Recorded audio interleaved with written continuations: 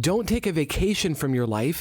Use your next vacation to upgrade your life. This is the Next Simple Step podcast, where the goal is to always inspire you to expand your mind, strengthen your body, and nourish your soul. Hello from the city beautiful Chicago, Illinois. I'm Paul Goldsmith.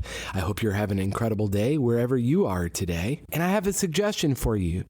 If you're planning to take a vacation or even a staycation, find some time, a day, half a day, even just a couple hours, but the more time, the better, to get some clarity. Are you living the life you desire? If not, why not? If you've ever come back from a vacation and had that dread the night before returning to the daily grind, maybe even said to yourself, that wasn't nearly long enough, I hear you, then this is a great time to take a break and go somewhere that inspires you, where you won't be interrupted. Take a notebook and write down what's most important to you. Start with what's great about your life. If you're in good health or you have family members who love you, close friends, start from a place of gratitude, because that will prime your brain for abundance thinking instead of scarcity and thinking about all the things you lack and creating anxiety. Really think about the things that are important to you in life, the things you're grateful for that you want to preserve and protect and maximize. Once you have that list of the things that are going well for you, then and only then write down the list of things that aren't working, where you're stuck. What are you procrastinating on? And don't be afraid to write it all down without judgment. You've got to get clarity on those sticky things, and they're stuck for a reason. Maybe there's some really difficult challenges, difficult people, emotional baggage, whatever the case may be. But if nothing changes, nothing changes. So you really have got to get it all out of your head, down on paper, and be brutally honest. You don't have to show this to anyone else, but this is an opportunity to gain clarity and then decide what you're going to do about each issue. Or if you're just going to not do anything, that's okay too. Let yourself off the hook. It's really important that you just decide what you're going to continue to allow or what you're going to stop and what goals you're going to work on moving forward.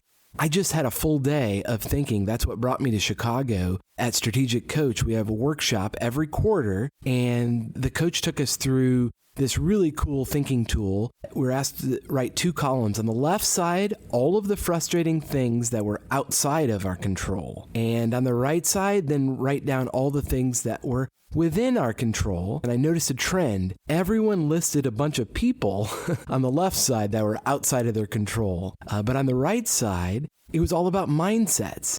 And in fact, the issues within my control that I wrote, there were 3. 1, how I choose to spend my time and energy each day. And what a blessing that I have that choice. But it's up to me. It's nobody else's responsibility. Number 2, it is within my control to define and enforce my own boundaries. As I heard Dr. Phil say, you teach people how to treat you.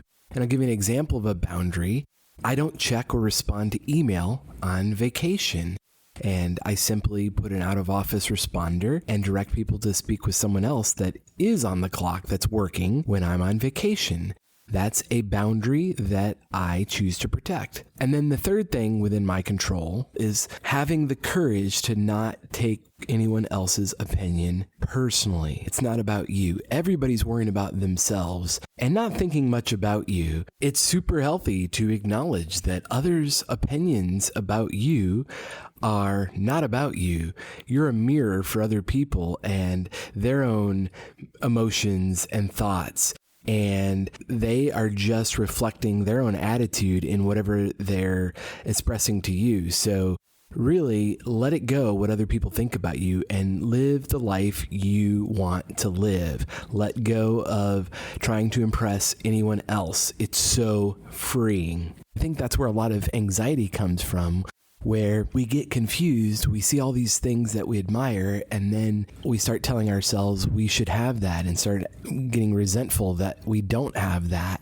Maybe you admire someone for how they look, or how much money they make or a car they drive. I think that's perfectly natural and it's okay. You should celebrate that for them, but then ask yourself, are you willing to do what it takes, what's required to have that same thing? And if not, just be okay and celebrate the other person for that, but don't put it on yourself that you wish you had it. That's kind of an exercise in futility. So if you're planning to take a vacation, a break from work, and even if this is just a Saturday where you get into a place that inspires you and get clarity on what you truly want, but the only caveat is you have to be willing to do the work required.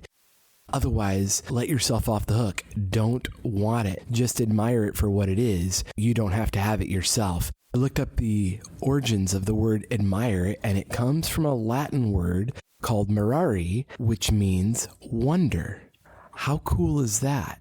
To go through the day and just have a sense of wonder, admire the things you see without wanting to have everything for yourself. How freeing is that?